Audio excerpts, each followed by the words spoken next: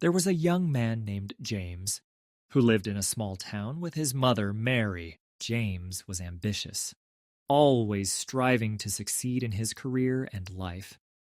But despite his busy life, Mary never stopped worrying about him. Every day she would ask, "James, is everything okay? Is there anything I can do to help you?" No matter how much James tried to reassure her, Mary's concern never faded. She constantly asked if he needed anything, whether it was food, advice, or just someone to talk to. James would often smile and say, "I'm fine, Mom. You don't have to worry. Everything is under control." But deep down, James started getting frustrated with her constant questions.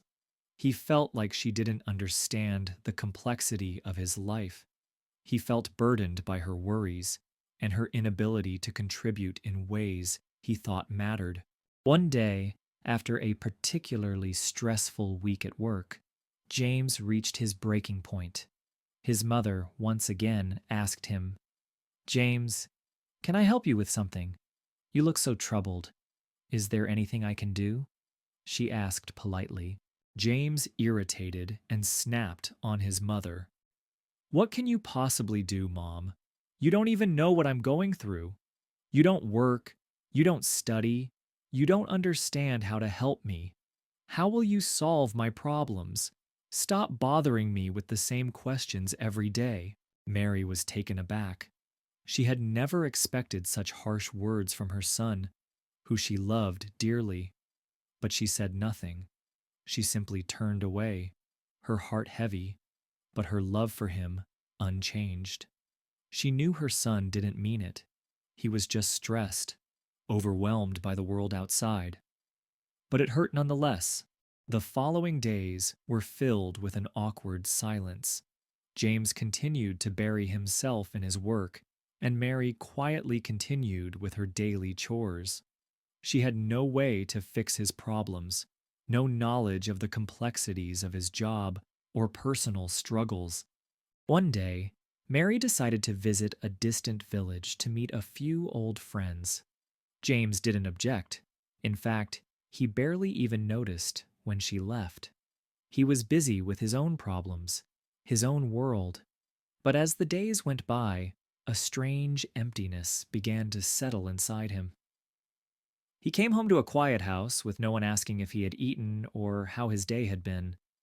There was no one to talk to, no one to comfort him after a long, difficult day. On the third day of his mother's absence, James sat alone at the dinner table, staring at the empty chair where she always sat. Suddenly, he realized how much he missed her presence. The silence in the house felt deafening, and he could no longer ignore the fact that he missed her questions, her constant caring nature. Even though he had once taken it for granted, he realized that all the things he had been irritated about, the constant concern, the endless questions, were not a burden at all. They were expressions of her love, her way of saying, "I'm here for you, always." When Mary finally returned home, James was waiting for her at the door.